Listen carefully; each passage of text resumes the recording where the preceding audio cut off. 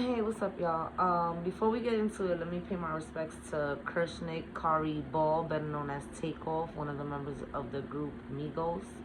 As you all know, unfortunately, he was fatally wounded in the wee hours of Halloween. He passed on November 1st.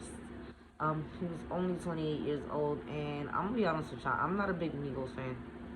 I like a couple of their songs, but when I woke up and I saw that on my timeline, first off, I was not expecting that. I cried. Second of all, okay, I cried because even though I'm not a huge Migos fan, like I said, I know them. I like a couple of their songs, you know. He was such, not just as one of the members of Migos, but just as a member of rap. Period. He was such a quiet and low key and humble person. And I'm not saying that anybody in rap deserves it. And I'm quite frankly tired of issuing RIPs where rappers are concerned. I know this is in rap. I mean, this does happen, but this is like I've been saying for a while now. It feels like every other month. And considering that PNB Rock, God rest his soul, passed away last month, you know, this is just, I'm tired of issuing RIPs to rappers, but I did not expect for him to pass away anytime soon. And I was just completely taken aback. And my condolences to his family, to his friends, to his fan base. I was not expecting that. And then you know how Halloween is? So you was expecting to wake up to something stupid, something horrid, yeah. I was not expecting that, you know. Shout outs to Takeoff, God rest his soul. Shout outs to his family. Um, yeah, let me just put a little bit more respect. First off, let me introduce myself. My name is Jigs. Welcome to my channel. This is Jigs in these Wi-Fi streets. Please feel free to check out my other videos. Do subscribe if you're new. If you're not, welcome back. Thank you for watching all my other videos. Help me out here with my algorithms and hit the like button. Please do feel free to share this video if you like, if you're moved to do so. But like I said, help me out here and with my algorithms. Hit the like button. But yeah, let's put a little bit more respect on it. Okay, let's go on. Let's give a little history, and then we're gonna go into several things, because there's several. Why am I doing this video? It's for several reasons, because I want to have several conversations. A lot of conversations have been brought up. One conversation as far as, are rappers safe? Are rappers at fault for what's going on? The violence that our children is being exposed to. I personally believe, and now people are starting to catch on, because this is something that I've been peeped onto myself a long time ago. What do executives play in all of this? So I'm here for several conversations. I'm not gonna hold y'all. I'm gonna timestamp this video because this is gonna be a long video. So I'm gonna timestamp the video. I may probably break up the video, but this is gonna be a long video. So if you wanna listen to a particular dialogue or particular article, I will be reading articles as well. You can just boom, get to it if you'd like. I ask that you, of course, watch the whole video, but let's get into it, right? Takeoff, better known as Kirshnik Kari Ball, right, was born in Lawrenceville, Georgia. He, along with his uncle Quavo, Offset, I'm not sure if he's a cousin or an uncle or what, but they started the group Migos in 2008, and the trio found success with their 2013 single Versace. Three years later, their track Bad and Bougie with Lil Uzi Vert made them an international spotlight. Migos now have 4 studio albums, 2 of which have gone platinum, along with a handful of solo projects and more than a dozen mixtapes. Takeoff's 2018 solo effort, The Last Rocket, hit number 4 on the US charts. As you all know, Quavo and Takeoff have not been speaking to Offset. So Takeoff and Quavo had just recently announced they've been performing under the moniker Unk and Few. And their first album, Only Built for Infinity Links, dropped last month with Billboard reporting it had reached #1 in their rap charts. So once and again, shout outs to Takeoff, shout outs to Migos, shout outs to their family, their closest of friends, their fan base. My heart goes out to everybody. This was a huge loss. Such a sweet person. He always showed humility. Like, it's insane to me, right? So of course everybody's been issuing their tributes. The Atlanta Falcons played a tribute to him. Of course, all the celebrities from LeBron to Young Miami to Lil Baby, The Baby. I mean, everybody, of course, has been paying their tributes. NBC News, NBC Network announced that his funeral will be held Friday, November 11th on 12 p.m. It will be held at Atlanta State Farm Arena. And so far as we know, Justin Bieber will be performing. I had seen something and I did not write it down and I don't have it. I'm sorry, I don't have it ready, but I had seen something about maybe they have found a suspect, but as far as I know, they have not arrested anybody. Quavo has been silent so far all this time, understandably so. He was there. Offset changed the picture of his TikTok, I believe it was, and I'm sure his IG to the group again because they have not been speaking, but he changed it. And Cardi, so far her response was she retweeted a video that Complex had put up of the group Migos just talking, and it was mainly Takeoff talking.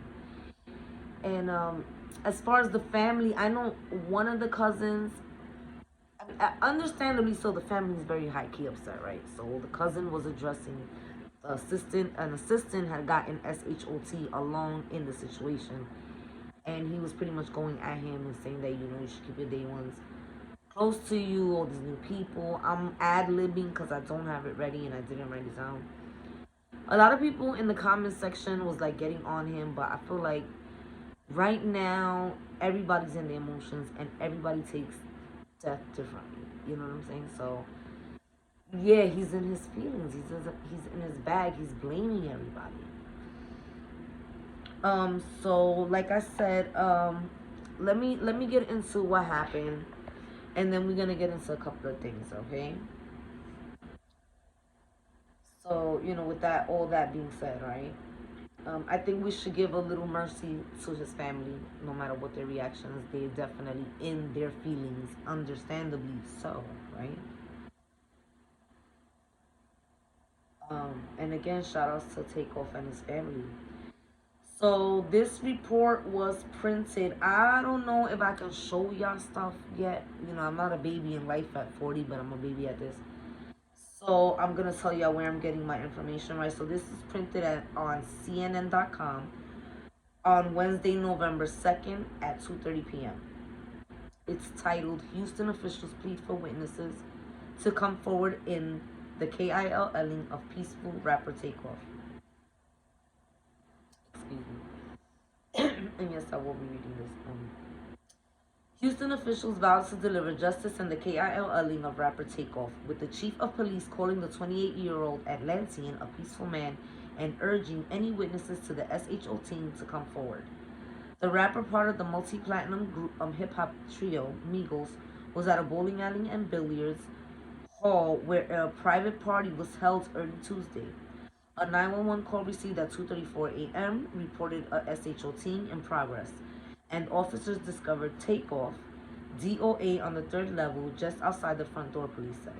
The Harris County Medical Examiner ruled Takeoff DOA from penetrating G-shot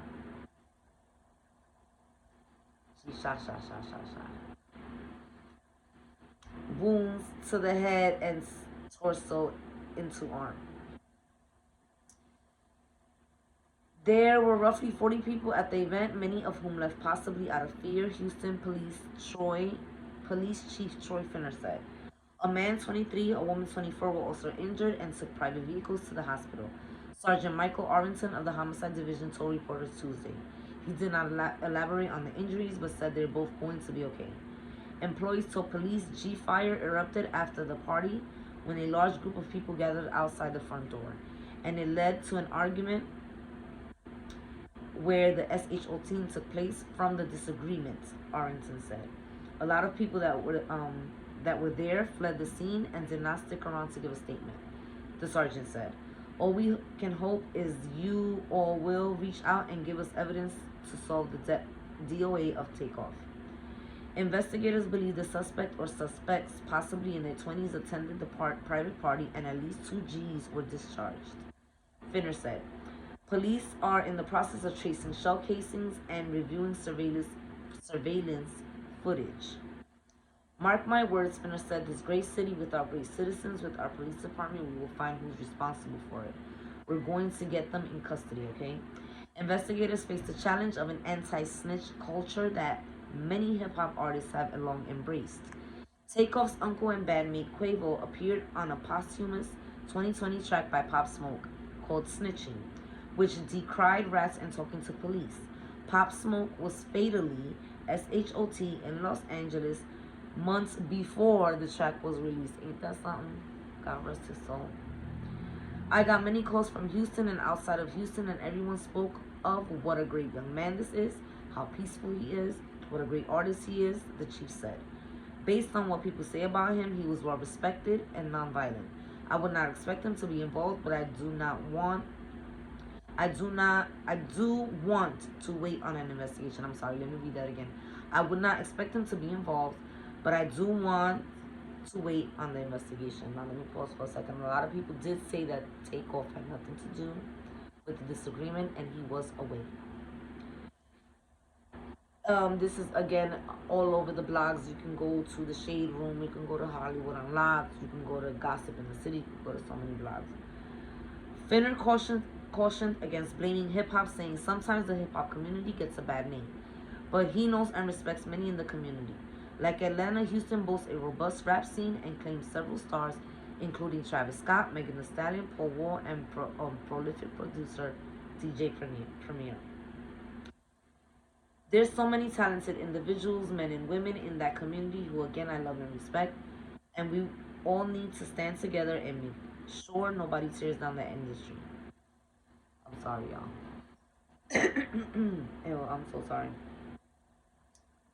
I'm calling to start here as possibly as early as next week. I want to meet with some of our artists and see how we can taper things down. Mayor Sylvester Turner also issued a plea. If you have any information for those in the hip-hop community, to those who were there last night, please provide the information to Houston Police Department. He emphasized the SHO team spoke to an issue larger than hip-hop and expressed concern that though MURDERs and violent crime are down in Houston, too many young men of color will KIL each other. Not everybody has access to G's, the mayor said. In my day, you have a disagreement, you FIST, FIGHT, and you deal with it. In this day, there's a disagreement in those few seconds when the emotions are running high, people pull out their G's, and then they start SHOT. And as a consequence of that, we have too many young men of color that are being injured or fatally KIL'd, and their future is cut off, and family members and friends are left to mourn. This does not have to be our reality. Standing alongside law enforcement, he echoed Finner's promise that Houston police would find the people or person responsible for the rapper slaying. We will solve this particular case. We will find the SHOTer or T'ers, but information provided will help to expedite that. The news of Takeoff's DOA was a blow to the hip-hop community, still reeling from the fatal SHOT of rapper PNB Rock in September. I'm sorry, that was not last month. Last month was October, so excuse me.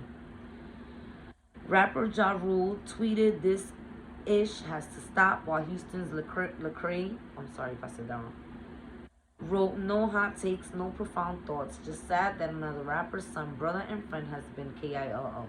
God be with all those who feel the loss."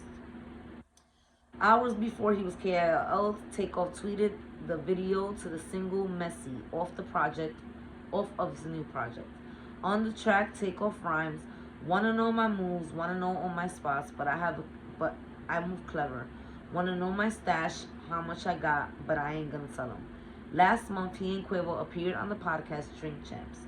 And in response to praise for his lyricism on Infinity Links, Takeoff told listeners, "It's time to pop it. You know what I mean. It's time to give me my flowers. You know what I mean. I don't want them later on when I ain't here. I want them right now." So, and that's the end of the article. And this is so sad, right? Like he just literally, this was literally last month that he's on telling Nori, pay me my respect. And Nori, thank God, right? Thank God that Nori did give him his flowers. I'm glad Nori gave him his flowers. I'm sorry, excuse me. I'm glad Nori gave him his flowers. I'm sorry, y'all. I be smoking, smoke is coffee. But isn't that so sad that he was just saying that last month? Which brings me to the several conversations that I would like to have, right? But again, me take off, rest in peace. Shout outs again to his family and his friends. I'm sorry, I had to get that out. So the several things I want to talk about, right? There's a lot of conversations circumventing the situation. Like, is hip hop negatively influencing our children? What the roles executives have to play? Are you know, rappers to blame for some of this? I'm sorry. Are rappers safe? And of course, the several conspiracies going on. And so I wanted to read you a couple of articles. But first off, before we get into those articles, I want to get into first off the situation. A lot of people are wanting to blame Quavo. I don't know why. Um, should people of that type of wealth and that status be doing things like playing dice games? No. But I'm not gonna pretend like these are not guys. This is what guys do. The men in my family, they might not play dice, but they definitely place bets on football games and basketball games and boxing matches, and arguments do ensue. And even though this is family, still, men do this. This is something that men do. Men are competitive. It does not and should not lead to or equal to somebody losing their life. So I don't think that we should be so quick to blame people for being somewhere. I mean, how many rappers have been KILLs for their stuff? I hate to say this, but at restaurants. Some one of the people at SNL was just physically attacked walking out of his workplace. Like what? People are not necessarily safe, especially celebrities. That shouldn't amount to nobody passing away. Another thing that was said and stated, and I'm gonna say allegedly because I don't have that with me, and even though I'm not showing you, at least I can point to you and tell you where to go and find it. Actually, you can go on any one of the blogs. Again, Hollywood Unlocked, in the Shade Room, and Gossip in the City, and there's so many blogs. Those always keep coming up. The Neighborhood Talk, those always come to mind. Where supposedly, allegedly, his security was not armed, but the host of the parties was. But that can't possibly be true if people are also stating that SHOTs was fired from both sides. How can it be from both sides if there was no weapons allowed, supposedly? Because this is what people are saying. Like I said, this is on the blogs. I don't have it, so I'm saying allegedly. But allegedly, nobody was allowed in the space with weapons. But I'm not of the understanding if he was SHOT from both sides. This thing was a mistake on one side, that he got hit by mistake. The other side fired, but that he got both. So I'm not of the understanding how it is that nobody was allowed without weapons. Clearly they were. But just because they mentioned it, let me just say this: I don't think celebrities should be going anywhere without armed security. Security is another thing that I want to also talk about. And while we're here, let's talk about it real quick, right? So y'all know the comic TK Kirkland, right? I totally agree with him. He was saying that how rappers and athletes always go to cities and they always check in with the main rapper or the main gangster of the city. They should really be checking in with the chief of police, and their security should really be retired officers and sheriffs. And I totally agree. Number one, nobody wants smoke with an officer or sheriff, even if they're retired. That's what you don't want. You don't want to be somebody known whose entourage got at an ex-officer. Number two, they're still legally registered. And number three, because they're ex-officers, right? They're still well connected. If you really want to be safe, I say dot all your I's and cross all your T's. Okay, checking with the biggest rapper in the city, especially as a rapper, to get the cosign, right? Okay. Check in with the biggest gangster if that's how you feel safe. Check in with the chief of police. And who's your security? Your homies from the block? No. They could be members of your entourage. You could have your friends come along the way and tell them to behave themselves because you're somebody. And as somebody, you're the one who's gonna be held liable because you're the person. Excuse me. Excuse me. I'm sorry, y'all. You're the person who's always gonna get sued before anybody else is gonna get sued, right? Security should be official tissue security.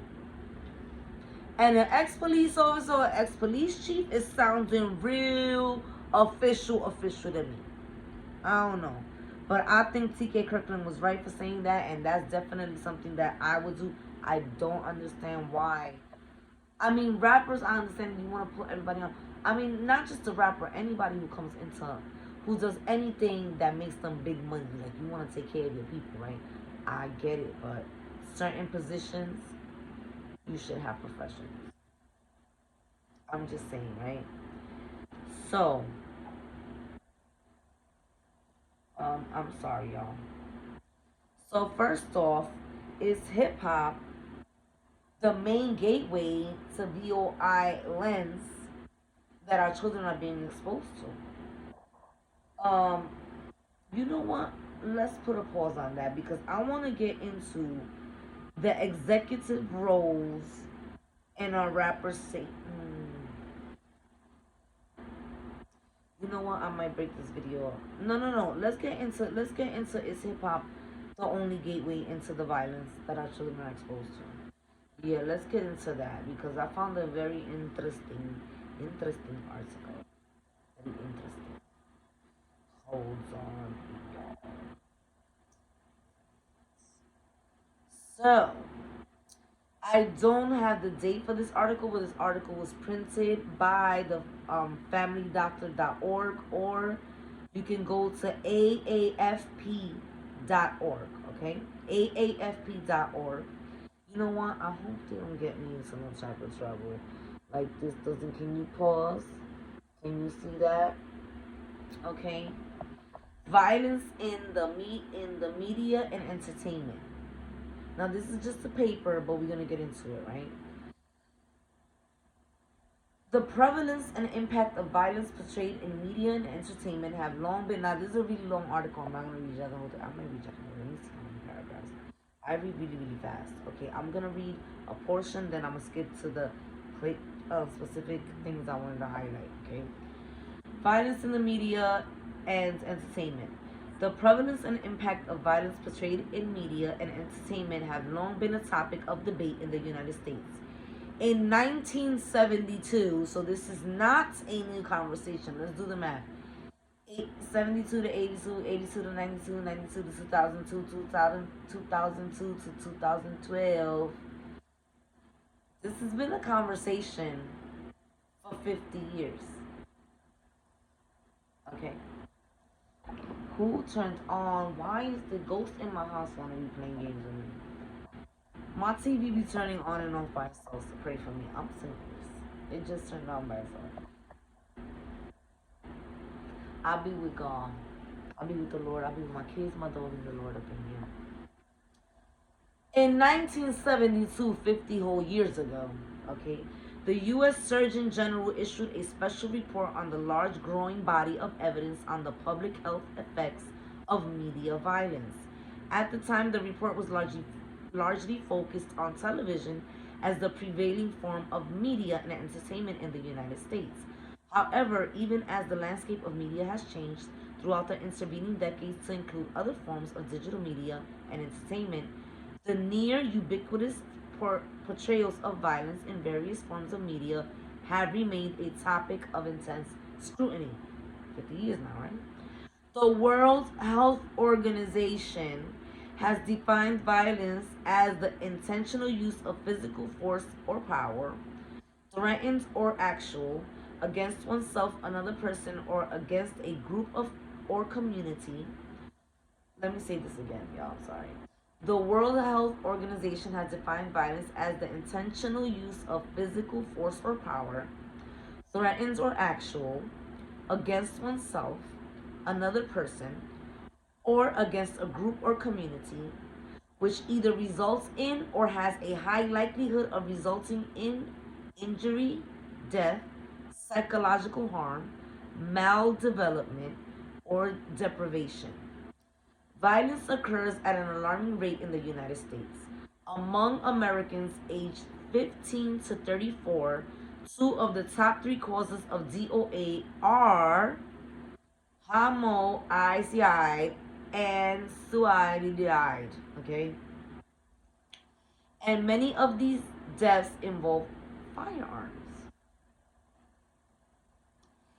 In a given year, more U.S. children will DOA from G violence than will DOA from cancer, pneumonia, influenza, asthma, HI, AI, those STs, and OPIOIDSs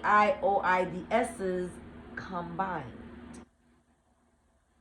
Children die of G fire more than all of those combined. In fact, the overall rate of firearm related DOAs or injury in the United States is higher than the rates in most other industrialized countries. There were 39,740 firearm related DOAs in the United States in 2018, which averages approximately 109 people DOAing each day from HOMIs, suicides, and unintentional DOAs involving firearms. Further, the number of non fatal injuries to the firearms is more than double the numbers of DOAs. Now, that number of DOAs would be 39,740 DOAs. Okay, which means if you do the math, if you 39,000 and then double are is injured, I have not done that math, but that comes out to way more than 120,000 people per year being SHOT in 2018. While multiple factors can lead to violent actions, a growing body of literature shows a strong association between the perpetration of violence and exposure to violence in media, digital media, and entertainment. This is a serious public health issue that should concern all family physicians, particularly as it affects young patients and their parents and or guardians. Children, adolescents, and young adults consume digital media from a variety of sources, many of which are mobile and are accessible 24 hours a day and offer both passive and active engagement. Many of these media platforms feature entertainment that contains a significant doses of violence and portrays sexual and interpersonal aggression. Multiple studies have shown either a strong association or suspicion or suggestion of causality between exposure to violence in the media and aggressive or violent thoughts, emotions, and behavior in those exposed. It is incumbent on family physicians to recognize the intersectionality of risk factors for exposure to violence in media, digital media, and entertainment, particularly for vulnerable populations. For example, some studies have shown that independent risk factors for exposure to extremely violent movies include male gender, racial or ethnic minority status, low socioeconomic status, and poor school performance.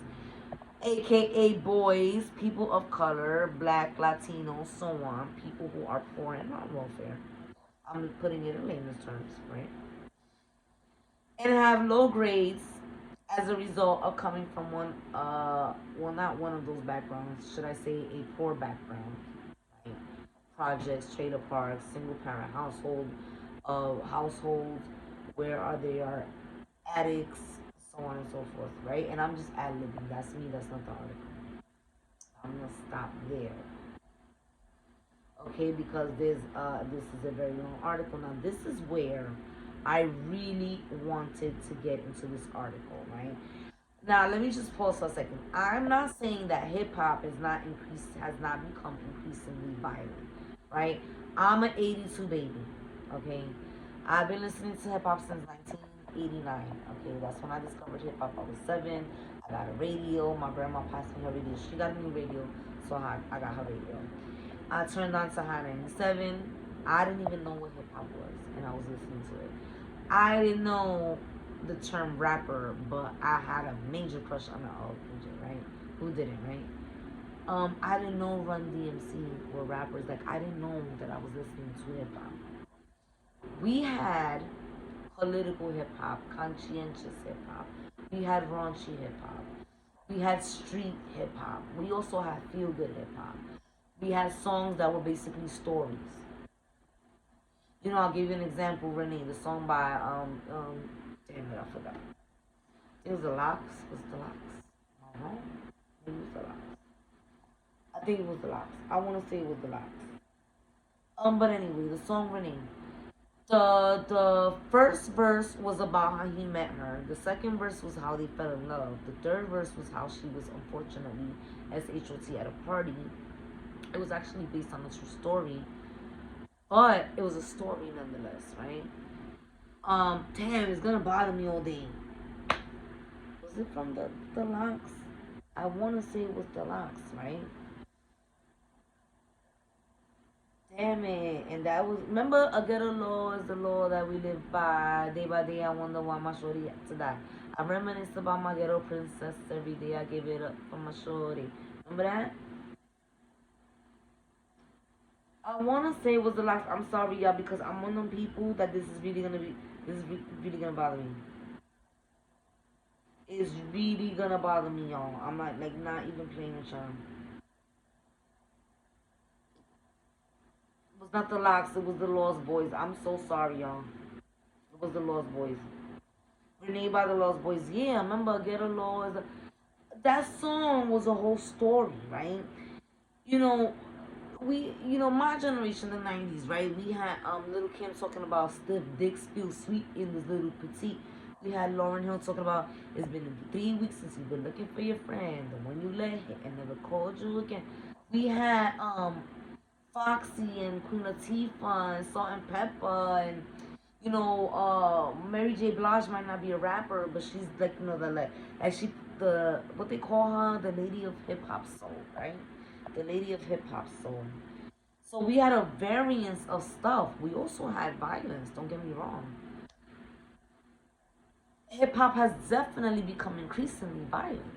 But before the situation, and just because, and let me not say situation so disrespectfully, shout outs to TakeOff once and again, to PNB Rock, to all the rappers who have fallen in the past just 2 years. It's been a lot of them, right? I'm not trying to make hip hop seem like it's not what it is. It's not violent. Let me rephrase myself. That is not violent. And that right now we're majorly getting violence, DRUGSs, and SEX. Because we are. More so than ever. Let me bite my tongue. Let me get to one thing at a time, right? But right before Takeoff's passing, I was considering doing a video when I came across this article about the violence and SEX that our kids are being exposed to. And it just so happens that a lot of people are making hip hop the poster gateway that our children are being exposed to violence, and that is just simply not true. And I'm gonna give you some statistics. And I'm not absolving violence of its responsibility. Violence. Hip hop of its responsibility to some of the influence, or should I say the influence that it has over teenagers these days and some of their actions. But it's not the sole gateway. It's not. Media violence in the United States. The term digital media refers to all types of electronic data, including text, databases, images, audio, and video. It may also refer to the electronic devices that store the data and to the communications methods that transmit the data. Examples include streaming video, messaging, social network I'm sorry. Examples include streaming video, messaging and social network platforms, video games, television, music videos, and social media. I'm reading really fast because I have several articles to read and we're 35 minutes in. Again, I'm going to timestamp stuff. The expansion of media to include more and more forms of digital media has made it easier to access and be exposed to portrayals of violence. The advent of the internet has further expanded the reach and impacts of digital media by encouraging interactivity and group forming through media such as online gaming, virtual reality, digital art, and social media. As the cost of televisions, and other screen media devices has continued to drop in the recent years, screen media, I'm sorry, streaming media and other digital media have become more accessible than ever. Did y'all see me spit that out? I am so sorry. If you didn't, I'm sorry for telling you. As the cost of televisions and other screen media devices has continued to drop in the recent years, screen media, streaming media, and other digital media have become more accessible than ever. In the United States, 84% of households contain at least one smartphone, with the median U.S. household containing 5 connected devices: smartphone, laptop, desktop computer, streaming media device, and 1 in 5 households containing 10 or more of these devices. 10 or more. Let me see. In my house, the cell phones, that's 3, this is 4. I have 2 broken laptops and nobody knows what happens, and that's what happens when you have kids, and that's why you should use a condom. 10? My God. Maybe big families, right? For decades, watching television was the most common form of daily media consumption. But that changed in 2019, with time on the internet exceeding time spent watching television.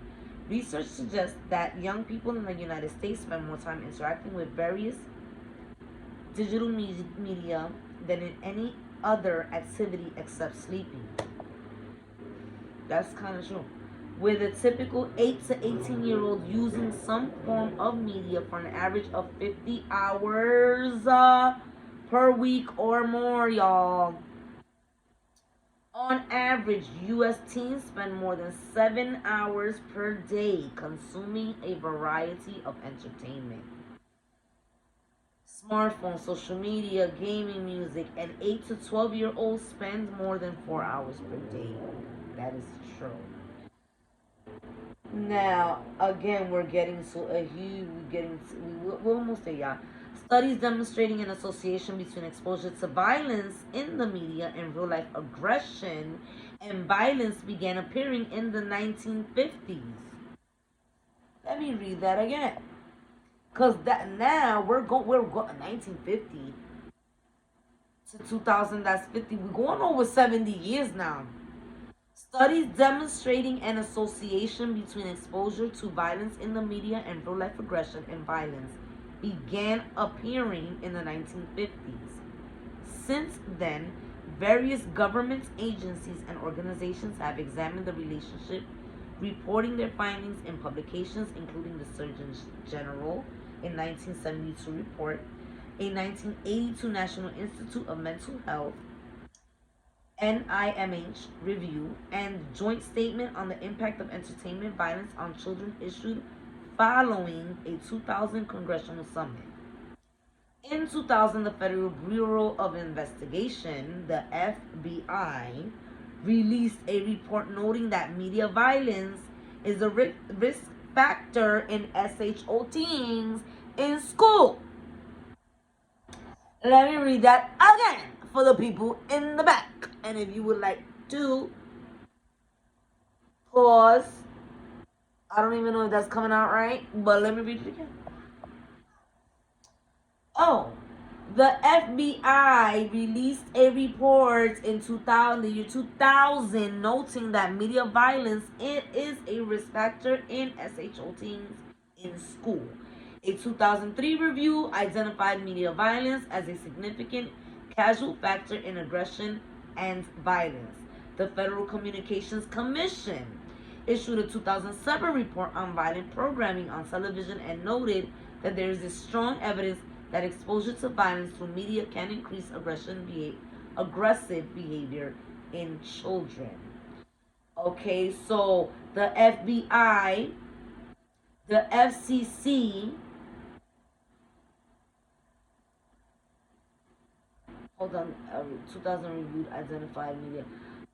2003 review. Okay, the FBI and the FCC, y'all, and the World Health Organization all reported and have done papers and reports on how, all forms of media is pretty much exposing our kids to aggression. Now, let me speed this up a little bit, right? So, let me get to television, right?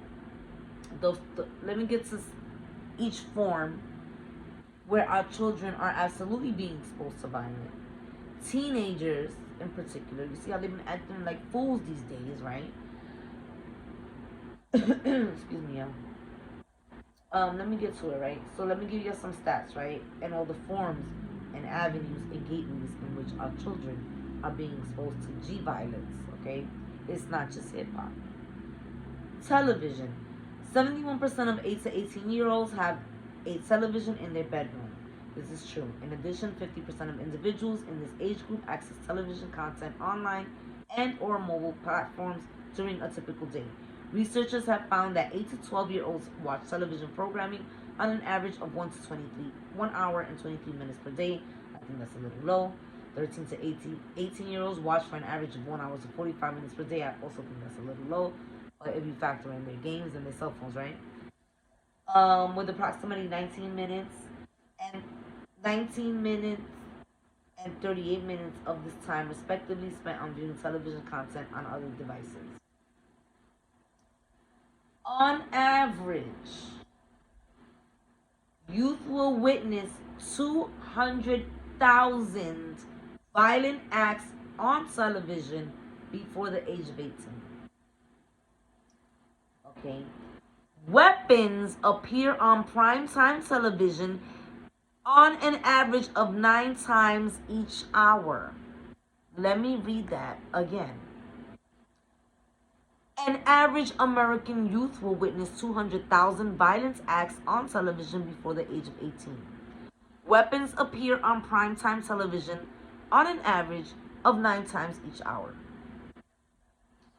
The violence depicted in television content is often considerable, even in programs not advertised as violent.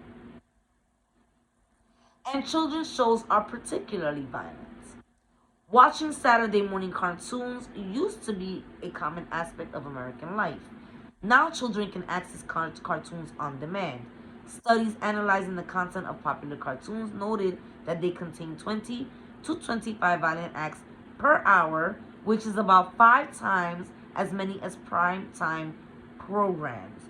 Overall, 46% of television violence occurs in cartoons. Additionally, these programs are more likely to juxtapose violence with humor. 67% are less likely to show the long-term consequences of violence. Now let's move on to video games, okay? Now I know, let me just pause for a second. I know Bugs and Daffy, we grew up on that. The anvils dropping from the sky and stuff like that. But we're talking G violence, right? Video games, nearly all American teens, 97% of males and 83% of females play video games. 80% of teens play at least 3 hours of video games. I think that's low.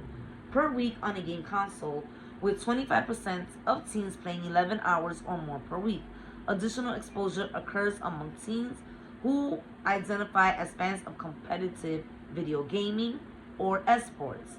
Among 14 to 21-year-olds, nearly as many identify themselves as esports fans as professional football fans.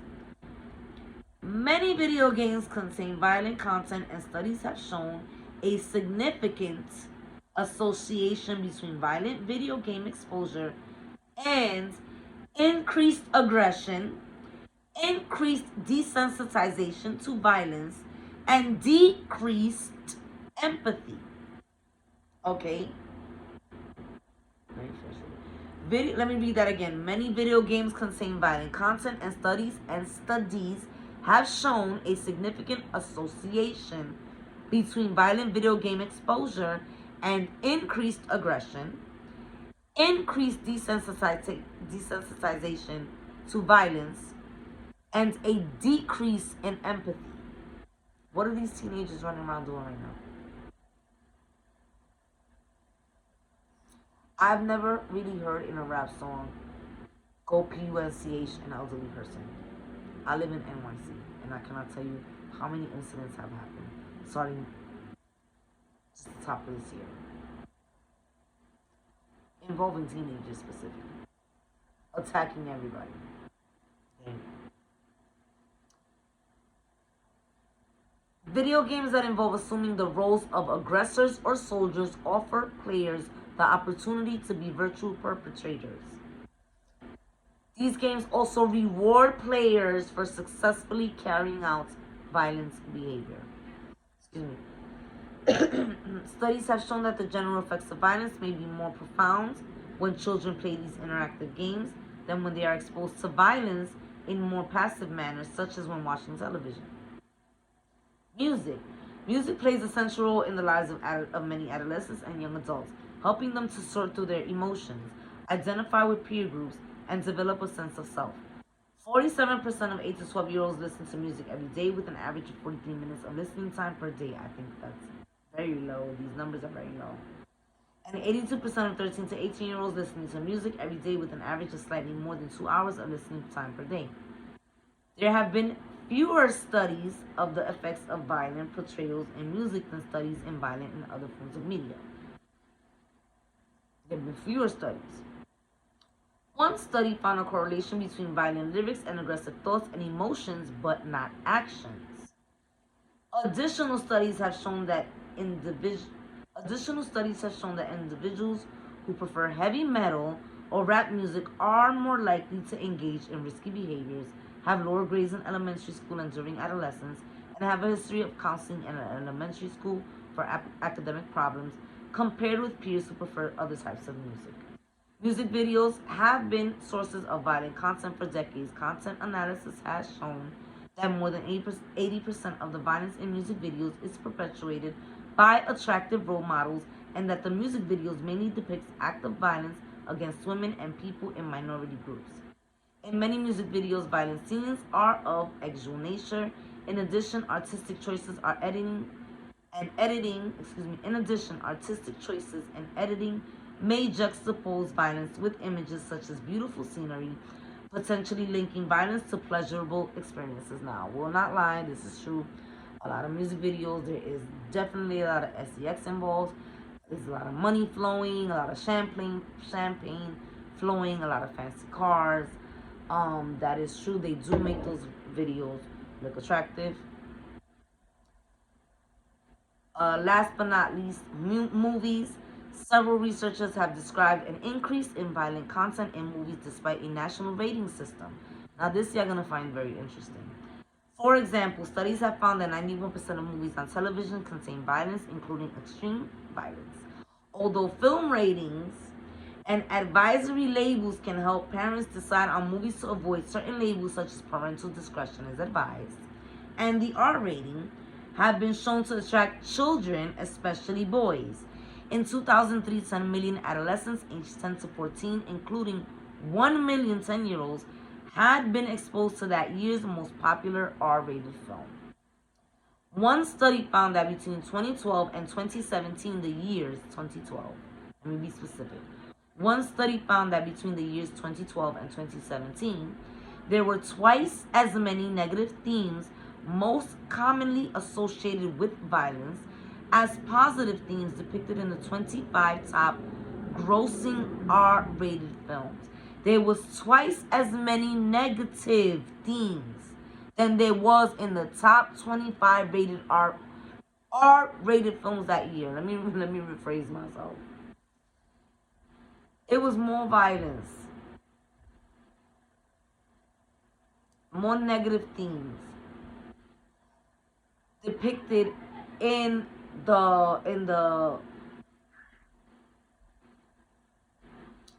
in regular films than there was in the top 25 R-rated films. You get that? It was more violence in the regular ones that was not R-rated than the top 25 that was R-rated. Okay. Researchers have found also that the amount of G violence in top grossing PG films has more than tripled since the introduction of ratings in 1985. So this tripled the G violence in movies since the introductions of the rating system. Further violence is even present in movies that are not considered to be violence, such as animated films. So, is hip hop violence? Has it become increasingly violent? Yes. Was it always all the time violent? No, you had an array of things. Right? So what's changed?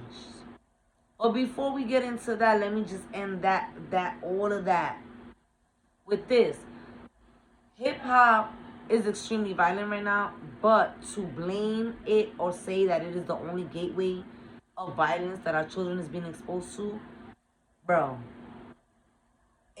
they're being exposed to violence in PG-13 in animated films. You have more violence in regular movies, specifically G violence, than you do in some R-rated movies. So is hip hop a portion of why why our children are being seems to be more increasingly violent? No. Is it one of the gateways? No. Is one of. I mean, is it the only gateway? No. I'm sorry, y'all. I'm like speeding ahead, y'all. Y'all get what I'm saying, right? Hip hop, yes, has become increasingly violent. It is currently violent. Is it the only violence our children being exposed to? Absolutely not. Our kids, like it said in the article, by the time they're 18, by the time we hit 18, we was exposed to, that went back to 1972. Been exposed to over 200,000 violent things by the time we turn 18. So, no. And that went back to 1972. Hip-hop wasn't even birthed to 1975, and it didn't even hit the airwaves to 1980 because nobody believed in it. The radio stations didn't believe in it. It's one of many gateways. It's not the only one. But why has it become increasingly violent? Now, I've been dying to, because I wanted to speed through just to get to this one. This one effed me up. Why has hip-hop seemingly become more increasingly violent? Is it the rappers losing their goddamn mind? Because something interesting. I remember it was Fat Joe. I want to say it was Fat Joe. Might have been somebody else. Somebody did an interview and said that you have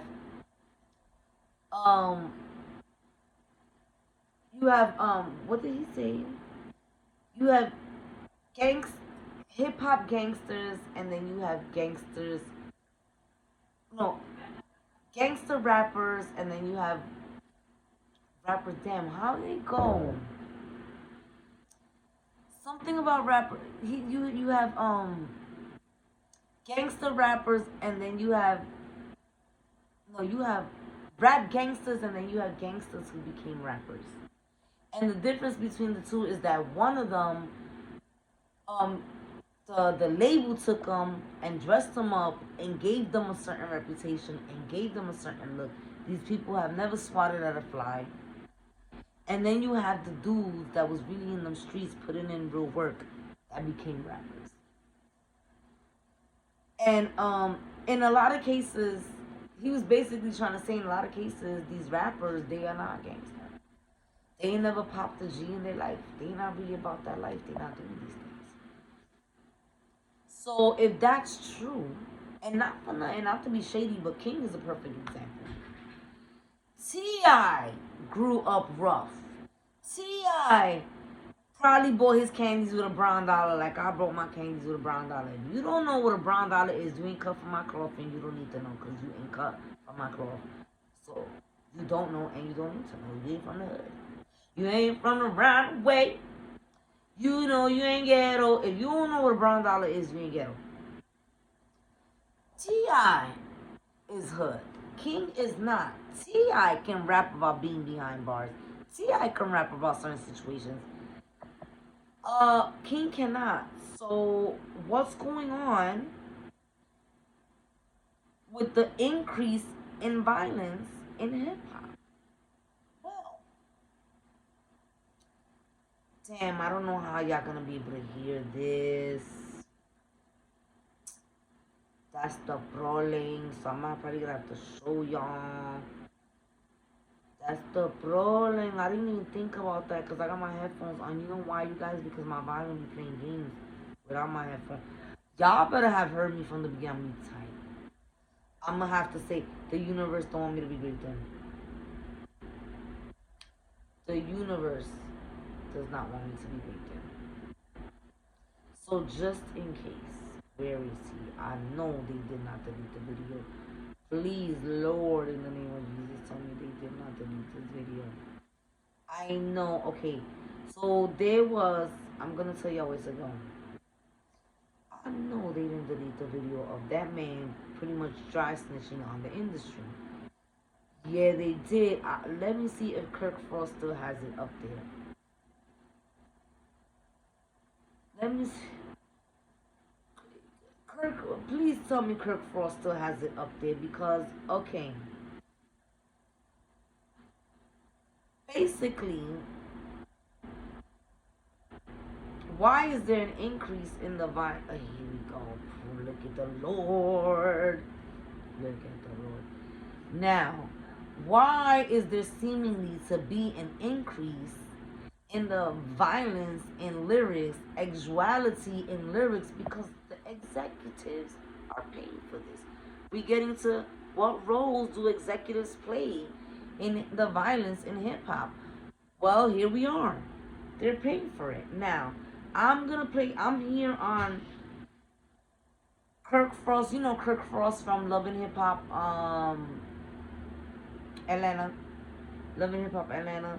So he posted it. I just went to that page, right? The page is Freddie O Arts. FreddyOArt. But the video's not there.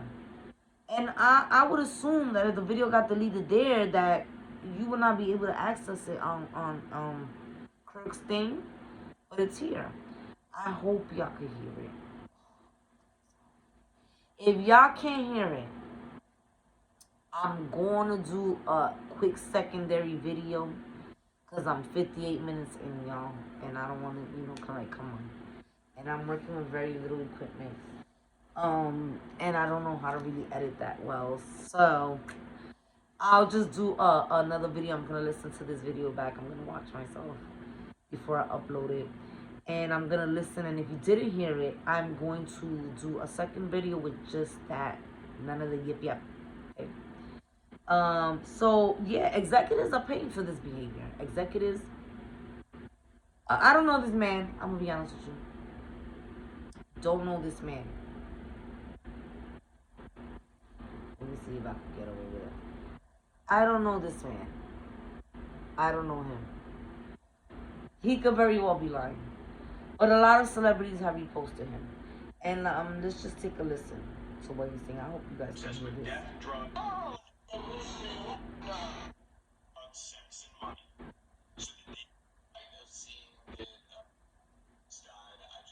Let me start. Okay.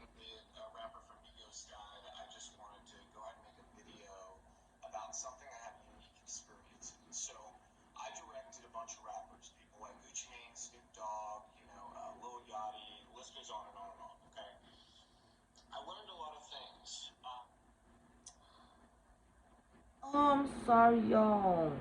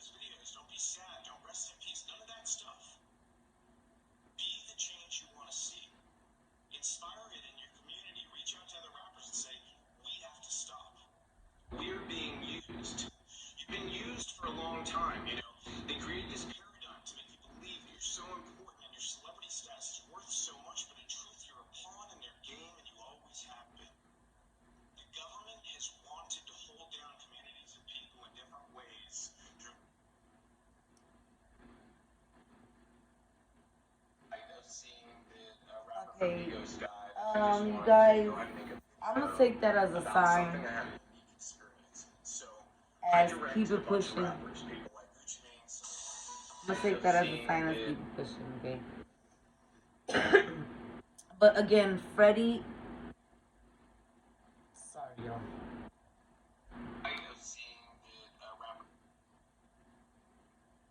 Freddie OR. Put the at. Go to IG. Put the at. FREDDYOART. And if you cannot find this man's face, which I couldn't find it, it's gotten deleted.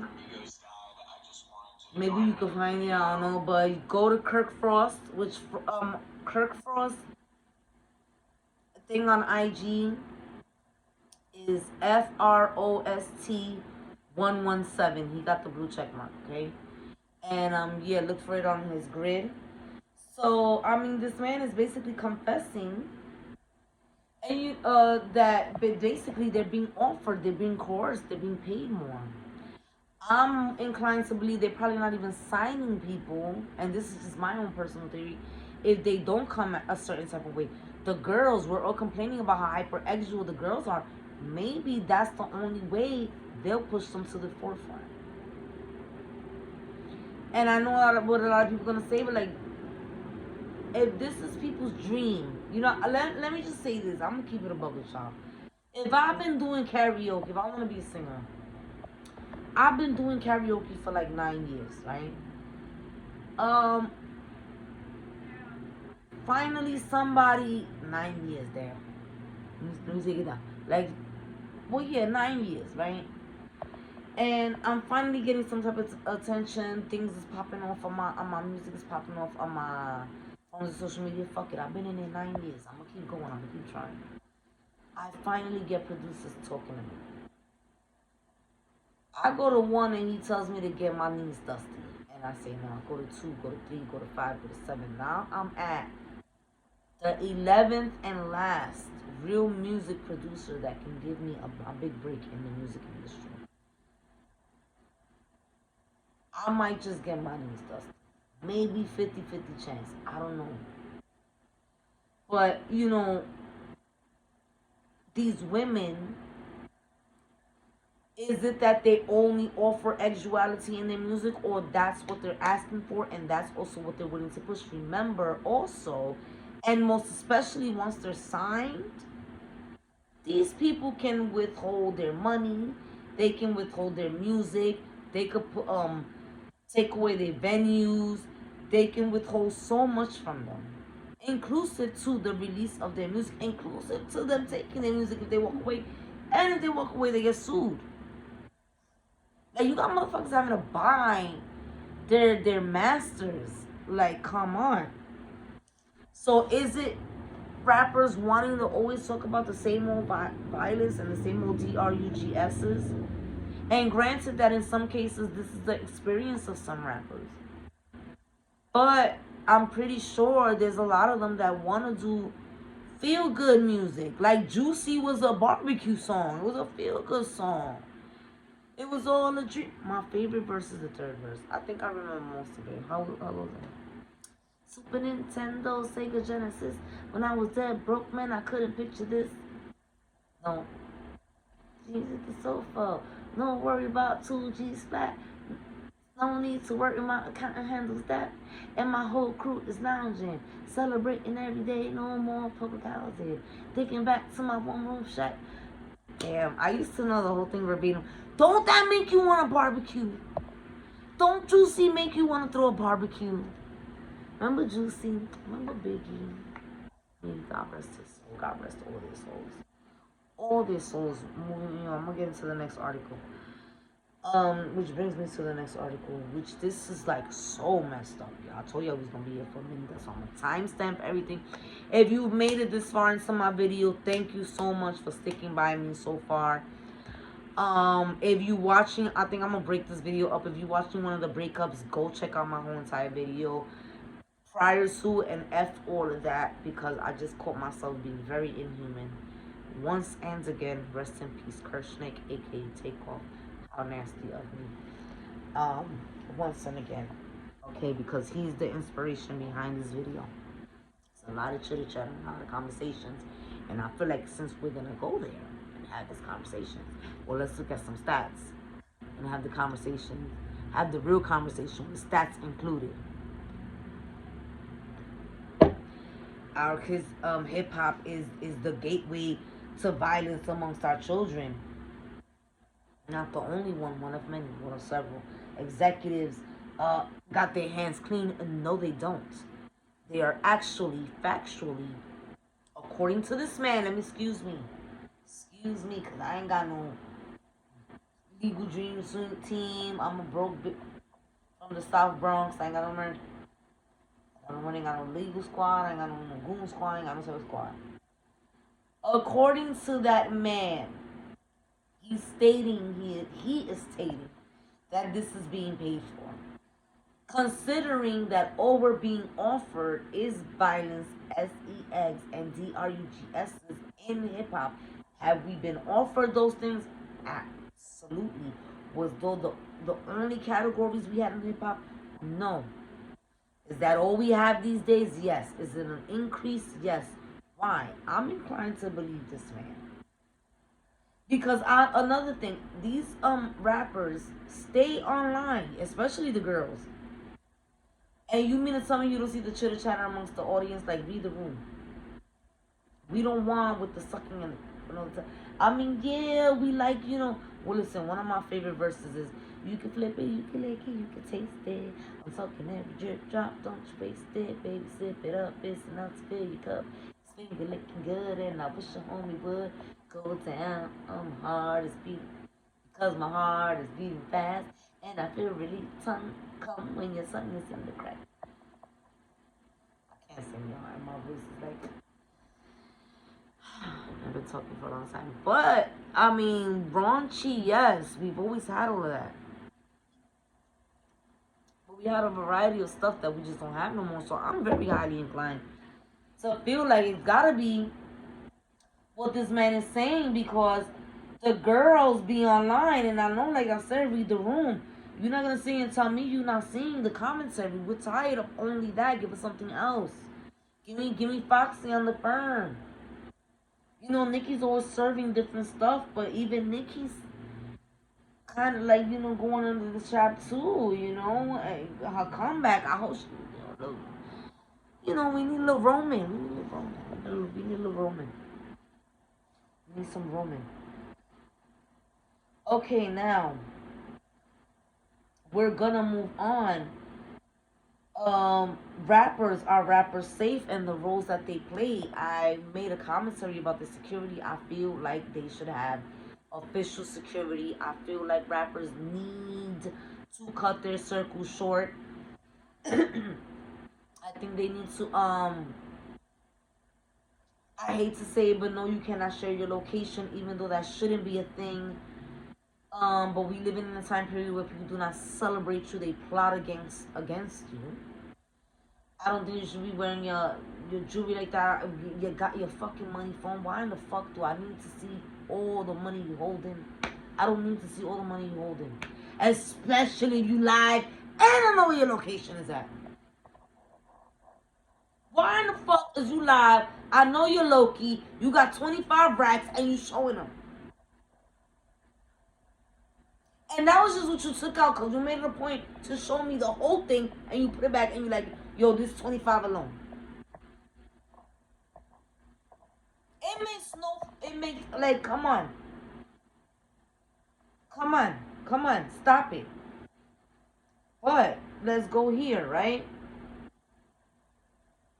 Why is this here, though? This is not supposed to be here. I'm sorry, y'all.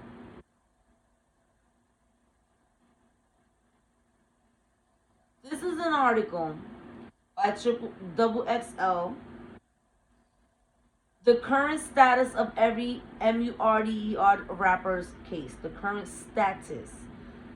I'm not gonna read you the whole article. I just want to read you a couple things, right? This was dated November 6th, 2022. Okay, so this was what, 2 days ago. Okay, contributing authors: C. Vernon Coleman the second, Kemet High, and Joey ECH. Double XL staff.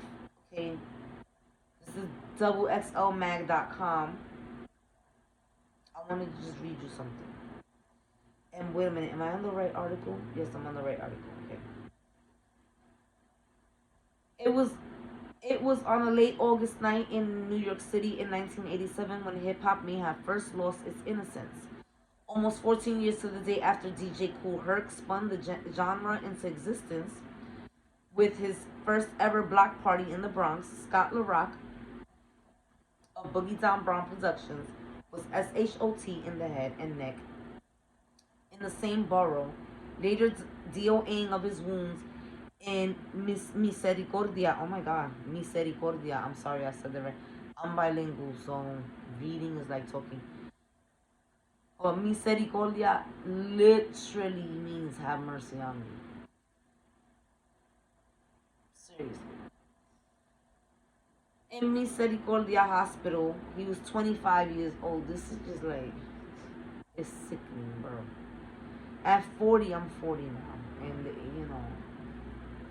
I'm happy to be 40. I'm very grateful to be 40. I am. LaRock's MURDER was the first, but certainly not the last, hip hop slaying that has gone unsolved by police. He really was the first one. Wow. I didn't know. I honestly didn't know that. I know who Scott LaRock is. Scott LaRock Jr. If he was alive, he would be so proud of his son. He started a tournament out here in the Bronx for the boys around his neighborhood, and it grew, but I don't know what happened to it during the pandemic. But he actually did an interview with a YouTuber by the name, and he does a YouTube and a podcast by the name of Doggy Diamonds, DOGGIE DIAMONDS, Doggy Diamonds. YouTube, right here on YouTube. You could look for it. He did it like 4 or 5 years ago. But yeah, he did a big basketball tournament for the boys, and it started off with like 20, 30 of them, and it wound up being a couple of hundred of them. And he was not soliciting money. I don't know how he got the money for the boys, but I mean, that is so dope. He would be so proud, right? I think he would be. Again, Doggy Diamonds, he did an interview with Scott LaRock Jr. So go to Doggy Diamonds page, and I guess I'm gonna scroll because I don't think you can search, right? I guess you could put in the search on YouTube, Doggy Diamonds interviews Scott LaRock Jr. That is a good interview. Very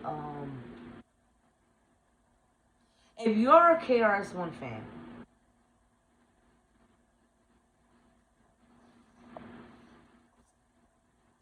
go watch the interview. LaRock's murder. Damn, I'm not doing this. Please, YouTube, please. I've been trying so hard not to say that word. Give me my credits on my hour and 15 minutes in. LaRock's M was the first, but certainly not the last hip hop slaying that has gone unsolved by the police. For a genre of music that is no stranger to discussing the realities of the struggles in the inner cities, hip hop artists have fallen victim to violence far too often over the years, with authorities largely ineffective in their efforts to find responsible parties. I'm gonna pause and say largely due to the fact that people zip their lips and keep their traps shut. Double-edged sword. I'm hood, so I understand. You know, I'm born and raised in the South Bronx. It used to be back in the day where yeah, snitches really did get stitches, like or worse, or worse. There's a lot of people walking around with teardrops on their face, and I ain't talking about tattoos. And they're walking around free because there's no evidence or witnesses. Okay, I'm just saying I don't know any. I don't know any. I'm not a felonious person. I'm just trying to tell you. Consider the facts. In the 35 years between Scott LaRock's SHO death in the Bronx in 1987 and TakeOff's M in 2022, one of the most recent cases of hip hop MURDER, we've documented 91 rappers who have been KILL'd, about 2 per year and sometimes more. Of those MURDERs, a little more than a handful have been solved, and others are still under investigation. Which means there are more than 50 rappers' lives that have ended before their time, whose MURDERs have never been solved by the police. To put that number in perspective, the clearance rate for MURDER in the United States stands at 54.4%, according to the stats of 2020 released by Statista, STATISTA, if you're interested in learning, getting that info, STATISTA, a market and consumer data firm.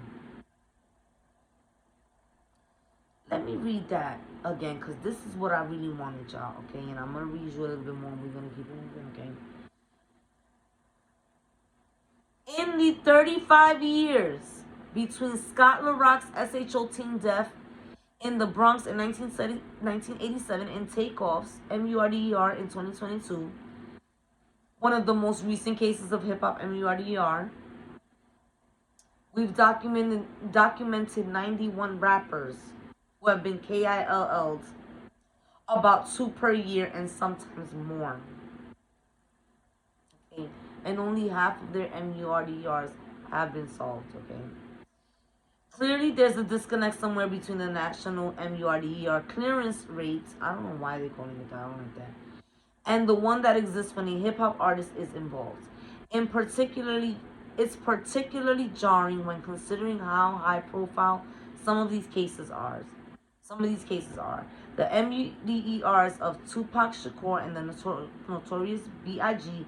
and Big L, for example, are all among the unsolved cases. depicts each of them occurring more than a decade ago, and has led to insinuations and backlash against a segment of music that is still growing in influence. In some respects, rap music and violence seem to go hand in hand. LaRock's manager Scotty Morris told the New York Times almost 30 years ago, following his client's MURDR. But it's not the music itself, it's the environment. Violence was long here before hip hop. So, rappers being in danger, I believe so. That is not just a conversation, it is a fact. 91 rappers. It's a lot of rappers. That's two, like they said, two per year. But something interesting, which is my segue into our next topic, right? Um, and I'm saying a lot, and I'm saying it fast, so I might have brain farts from time to time. So excuse me. Thank you for sticking by me this long, right? But it's not the music itself; it's the environment. Violence was long here before hip hop. This is extremely true. Okay. I'm sorry, extenuating factors, going back to the conversation about our children, and even people that be around these rappers and in these situations, right? The environment, right? Why, as a little girl, did I relate to rap music? Because everything a rapper said, I could see in my building, I could see in my block, and I could see even in my family. My family's not gonna like this when they see this video. We ain't the first, we ain't the last, we ain't the only. And God bless us that we were here, and we can use this as an example, okay? 82 baby, right? South Bronx.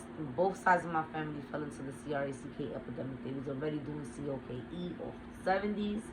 Feel me? And a few people here and there fell into the DOPE epidemic, right? No matter what it was in the rap song, I related to what the rap song said. Police brutality, right? Due to my uncles, on both sides of my family not always behaving themselves, then my uncles get themselves arrested. Yes, if they get BEAT by police officers, I have witnessed that. I have witnessed my first, one of my biggest, I was scared of police. I was also confused by them. I didn't exactly know what they were. Because they were supposed to be protectors of the law, right? But all I ever saw them do was BEAT, the absolute FUCK out of everybody. My first experience, and the experience that made me like really scared of them, my uncle was not doing what he was supposed to be doing, and he ran from them. He ran upstairs and he made it in my house. Officers was running in tow. They BEAT the FUCK out of my uncle. But my grandmother, who at the time was in her 60s, this is her son, and they're HITing him with the batons, right? And so she's screaming, and they pushed her on the wall, and I thought they was gonna do that to her too.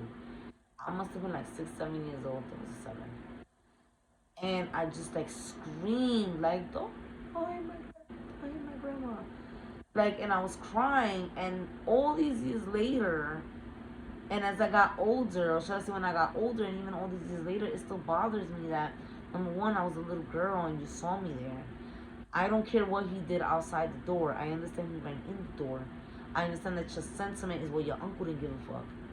But motherfucker, you should, because somebody has to. I'm a child. You can't fucking, you don't see me standing there, and then my grandma's all old. She wasn't like putting her hands on them, and I understand everybody's sentiment. But given the amount of police brutality that we have seen throughout the years, like, come on. They scared me. Whether it was political or about DRUGSs or violence, I very much so at a young age understood what rap was saying. I, in fact, understood rap so well that I thought all rappers was from New York. I found out they was rappers from other states because of Snoop Dogg, and not even because of him, because he was repping Cali. We couldn't afford cable, so we couldn't. I didn't watch no music channels, right? So I went to a friend's house, and I saw damn, what was the song? Was Snoop Dogg? Was it that one? No, Gin and Juice. Rolling down the street, smoking Indo. I know what Indo was, but I was here at 10 years old. I was with him until I saw the video, and then I noticed the background, and it looked like he was in Cali.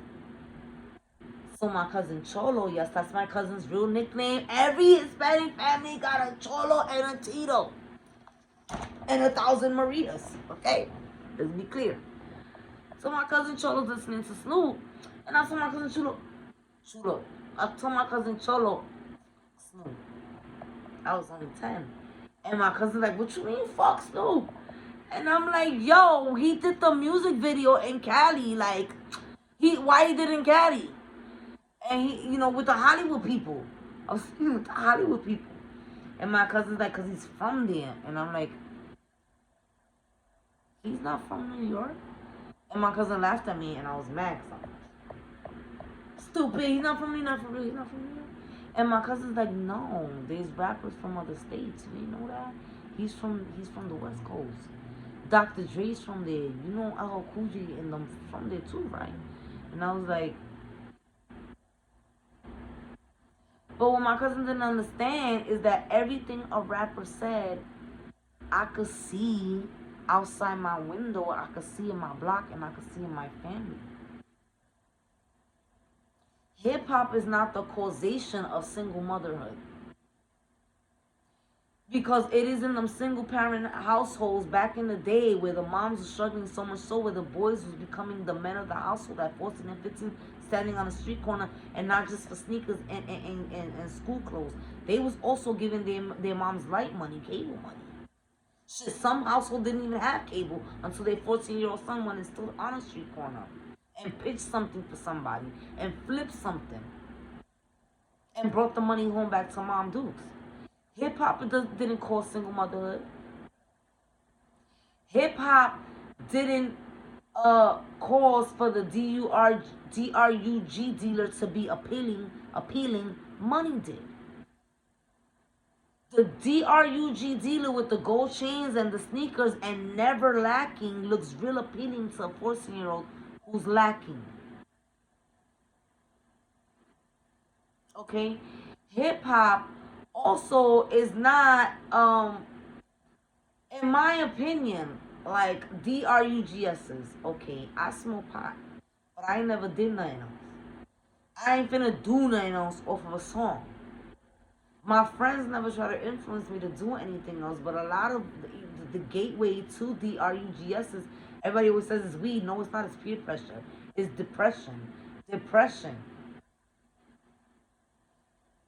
Childhood ABUSE that people go through is also a cause for some of these boys and some of these girls to go up in these streets and do some of the shit that they're doing. Because they have this amount of aggression inside of them based on ABUSE that they face that they're not speaking to nobody of. That has nothing to do with hip hop.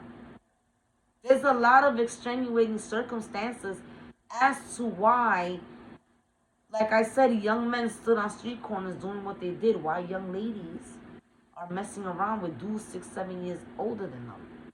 It's not just because they're cute, it's because they're hungry. Because they want something that they'll buy for them. That ain't got nothing to do with hip hop. It's a lot of things that don't got nothing to do with hip hop.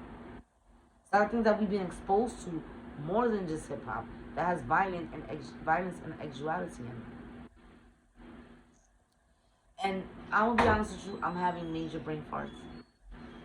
And I'm an hour and a half into this video and my daughter just popped out the room and I told my kids they cannot come out the room until I'm finished. So let me just start wrapping this video up, right? Because I know I said a mouthful. And conspiracies. I didn't even get to that one. Let me just skim through the conspiracy.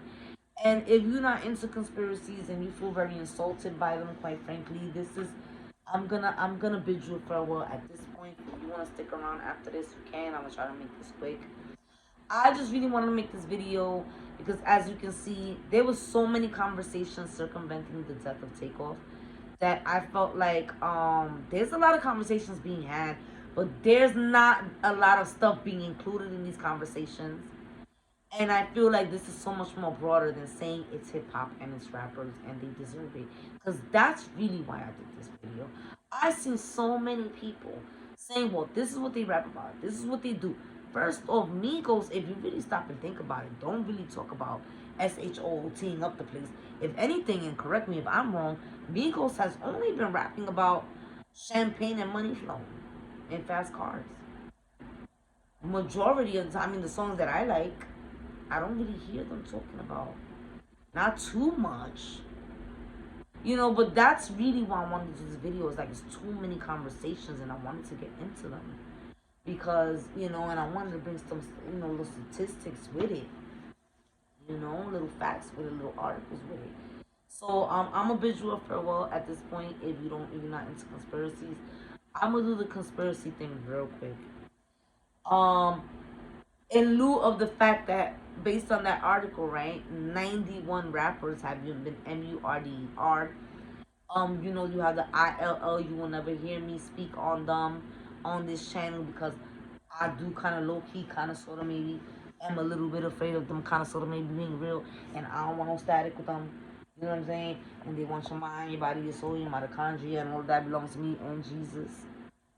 My frequency, my energy, my entity, my archetype, my motherfucking frequency, my motherfucking vibration, my motherfucking cells, motherfucker, all belong to me and the Lord. Okay? Spirit, soul, all that, all that, all that. Um, there is, of course, the conspiracy, and then there's a rumor that this is the time of year where they HARVEST. And someone pointed out that someone passed away right around this time last year. So also, I'm sorry. There's also a rumor. This rumors that Cardi may be a member of, and that this was Offset's way of being indoctrinated. There's also a music video there last where Quavo is grabbing. He has a choice and between a GUN and there's like a record or a picture of the group Migos or contract with Migos on it, and that he grabs the GUN. And basically you already know the whole ILLU conspiracy about to be a member of us. I believe it's the $40 million club or $50 million club. You gotta make a huge sacrifice, and so of course you have that. Damn it, I forgot the other one. But I don't want to make this a big conspiracy thing, and plus I gotta like really get into it to do the whole conspiracy thing. But if you're not an avid enthusiast of conspiracies, there's this conspiracy that in order to become a member of that club, you have to make a sacrifice. And a lot of people are suspecting that either this was Quavo's to get back because they're also that they've been fizzling out. So that this may be Quavo's opportunity to get back on. And again, Offset, maybe this is because of his association, his being married to Cardi. Also because it was only 40 people there. And so this was very closed off and low key. Nobody was supposed to have GUNs, and yet there was people strapped. TakeOff wasn't even a part of the situation. He was also away from the situation, and coincidentally, when SHOTs were fired, they all hit TakeOff.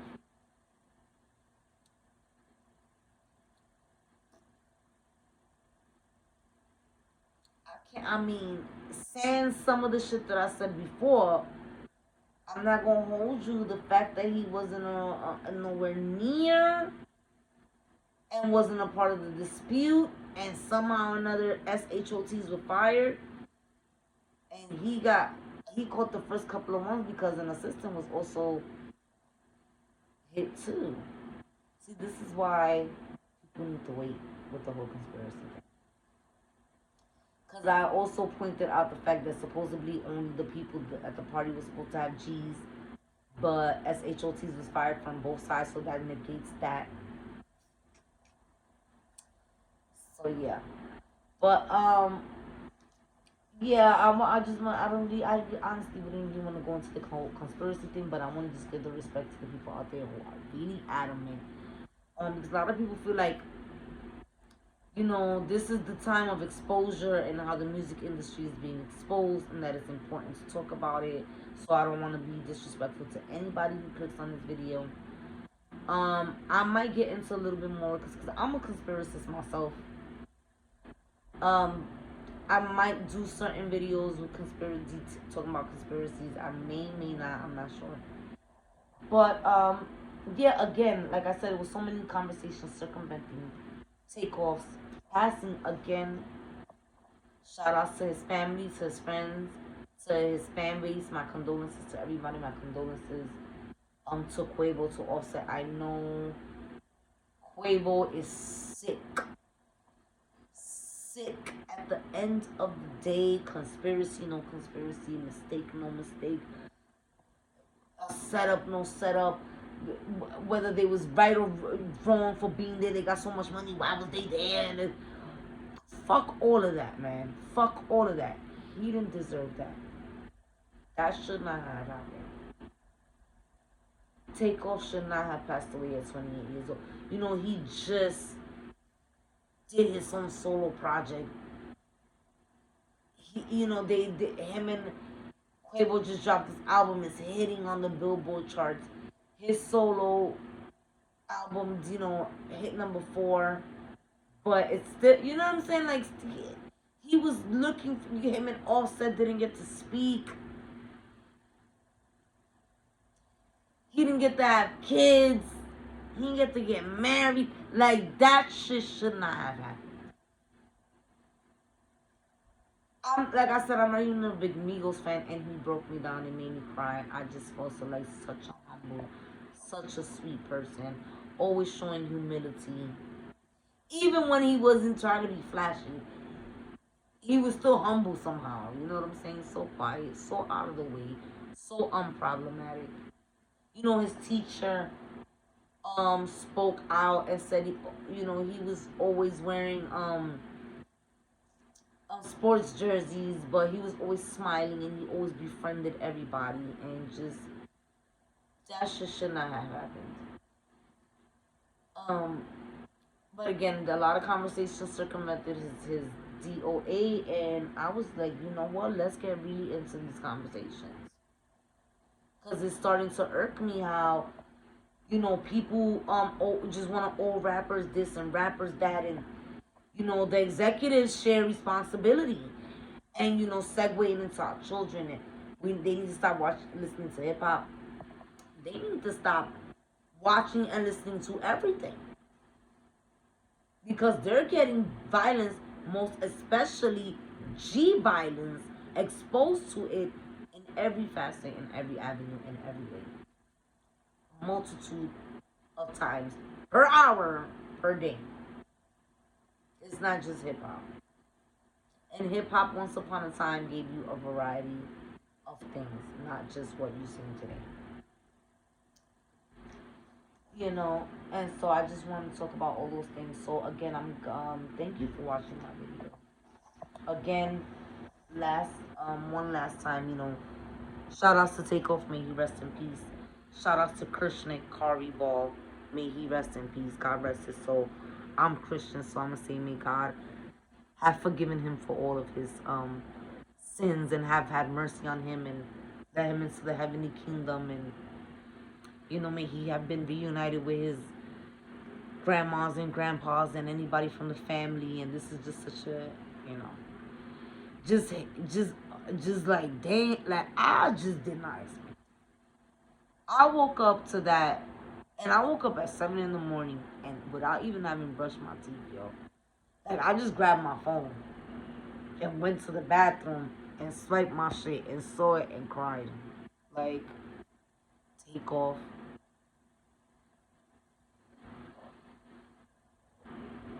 I'm not. Am I reading this shit right?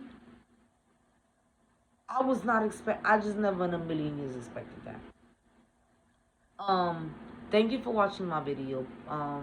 Please do help me out with these algorithms and hit the like button. Leave a comment. Tell me what you think about all the articles. And thank you so much. I'm an hour and 40 minutes, and thank you so much for watching this video. Shout outs to whoever did. Again, if you're new, subscribe. If you're not, thanks for rocking with me. Hit the like button, share if you want to, and shout outs to Kirshnik again to take off. May he rest in peace. And yeah, I'll be back. I don't know when, but I will be back. Again, thank you for watching my video.